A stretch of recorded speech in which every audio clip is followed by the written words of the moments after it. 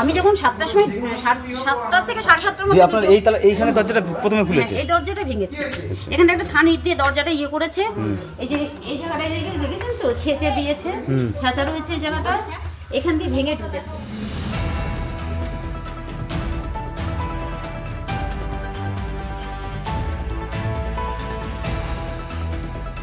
মাত্র 2 ঘন্টা বাড়িতে কেউ না থাকার সুবাদে দরজার তালা ভেঙে প্রায় 15 লক্ষ টাকার সোনার গয়না এবং নগদ টাকা লুট করল দুষ্কৃতীরা।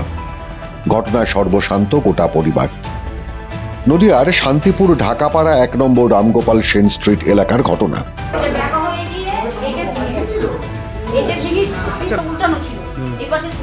আর এসব আলমারি এখন পুরো মানে ইয়ে করে কিছু নেই, এই যে ভেতরে শোকেস সব ফাঁকা।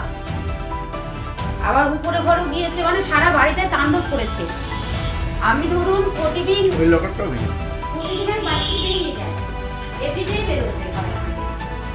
বাড়ির গৃহবধূ শর্মিষ্ঠা সূত্রধরের দাবি, তিনি বিভিন্ন জায়গায় গীতা ভাগবত পাঠ করতে যান।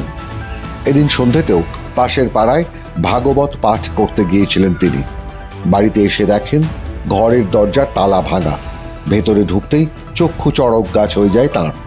আলমারির লকারে ছিল প্রায় 15 লক্ষ টাকার সোনার গহনা এবং 75,000 টাকা।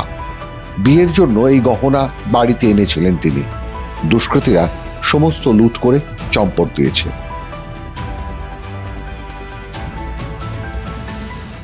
আচ্ছা, যখন এই যে তালা একের পর এক তালা ভেঙে আপনাদের ঘরে ঢোকা হলো, তখন আপনি কোথায় ছিলেন? আমি বাড়িতে ছিলাম না। আচ্ছা, কোথায় ছিলেন? আমি ভাগবত পাঠ করি, পাঠে গিয়েছিলাম সন্ধ্যে 5টার সময়। 5টার সময় গিয়ে আমি 7টার সময় আসর থেকে উঠি। ওঠার পরে যে বাড়িতে পাঠ করেছি সেই বাড়ির ভদ্রমহিলা বললেন একটু প্রসাদ নাও। আমি বললাম আমার দেরি হয়ে যাবে। উনি আবার হাতে করে একটু প্রসাদ দিলেন। দিয়ে আমি গাড়ি নিয়ে স্কুটি নিয়ে যাই, স্কুটি নিয়ে সাধারণ চলে এসেছি। এখান থেকে বেশি দূর না, কুতুবপুর। তাই আসার পরে আমি রোজ পাটে বেরোই তো 7:30, 8টা, 8:30, 9টাও বেজে যায়। কিন্তু সেদিন আমি 7:30টার মধ্যে বাড়ি আসি। 7 অনুমানিক, এটা মানে অ্যাকুরেট টাইমটা বলতে পারছি না, তবে 7:30টার ঊর্ধ্বে যাবে না। তারপরে এসে গাড়িটা দাঁড় করানোর পরে আমি দেখছি আমার উপরে ঘরে লাইট জ্বলছে। লাইট জ্বলার পরে আমি ভাবছি যে কি ব্যাপার, আমি যখন বেরোলাম আমি তো লাইট অফ করে গেছিলাম, লাইট জ্বলছে কেন? তারপরে মনে মনে ভাবলাম যে আমার হাজব্যান্ড হয়তো কৃষ্ণনগর থাকেন, তো উনি তো কৃষ্ণনগর থেকে আসেন, উনি কি ভেতরে হয়তো ঢুকেছে। তারপর যখন তালা খুললাম, না আমি তো তালা দেওয়া রয়েছে। তারপর দেখছি সব ঘরে লাইট জ্বলছে। আমার কুকুরটা তখন বেরোয়নি। আমি আবার নিজেকে প্রশ্ন করলাম কুকুরটা কেন বেরোলো না, এতক্ষণ আমার আওয়াজ পেলে তো বেরোয়। তারপর আমি যখন ঘরে ঢুকি দেখি আমার ঘরে মানে কাপড় চোপড় সব উল্টোপাল্টা, বিছনা কাঁথা সব উল্টোপাল্টা। তারপরে আমি ভাবছি কি আমার কুকুর কি দুষ্টুমি করলো, মাঝে মাঝে এরকম করে। তারপরে ঘরে ঢুকতে না ঢুকতে দেখি ওই দরজাটা খোলা। তখন আমার ভেতরটা মানে হৃৎপিণ্ড কেঁপে উঠেছে। তারপর ঘরে গিয়ে দেখি একদম তছনছ করে ফেলেছে। কি ছিল? আমার 2 মেয়ের বিয়ের নেমন্ত্রণ আছে বাগদেবীপুরে। ওই বিয়েতে ওরা নেমন্ত্রণ করেছে, তাই এরা যখন আসবে আমাকে বলেছে, আমি বললাম এই গয়নাগাটি নিয়ে আসবি, কেন বিয়েতে যাবি খালি হাতে যাওয়া যাবে না, গয়নাগাটি পরে যেতে হবে। ওর বাবা গিয়েছিলেন, ওর বাবার হাতে গয়নাগাটি দিয়ে পাঠিয়ে দিয়েছে।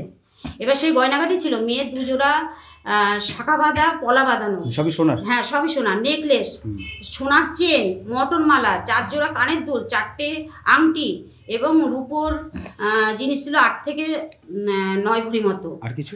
আর ক্যাশ টাকা ছিল 70,000। আমি লোন তুলেছিলাম। সব মিলিয়ে কত টাকা হয়েছে?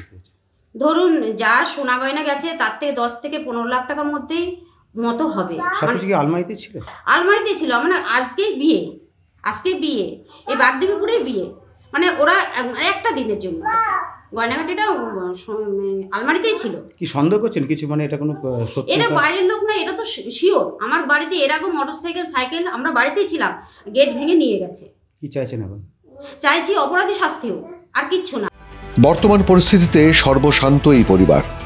শান্তিপুর থানার পুলিশকে খবর দিলে পুলিশ বাড়িতে গিয়ে তদন্ত করে, তবে এখনো পর্যন্ত কোনো দুষ্কৃতীকেই ধরতে পারেনি পুলিশ। গৃহবধূর দাবি, চক্রান্ত করেই লুটপাট করেছে এই দুষ্কৃতীরা। পুলিশ যদি শক্ত হাতে সঠিক তদন্ত করে তাহলে এই চুরির ঘটনার কুল কিনারা খুঁজে পাওয়া সম্ভব। কিন্তু মাত্র 2 ঘন্টার সুযোগে কারা এই লুটতরাজে নেমেছিল তা নিয়ে তদন্ত নেমেছে পুলিশ। পরিচিত কেউ কি যারা জানতেন বিয়ের জন্য বাড়িতে আনা হয়েছিল বিপুল পরিমাণ গয়না? মাধ্যম ব্যুরো রিপোর্ট।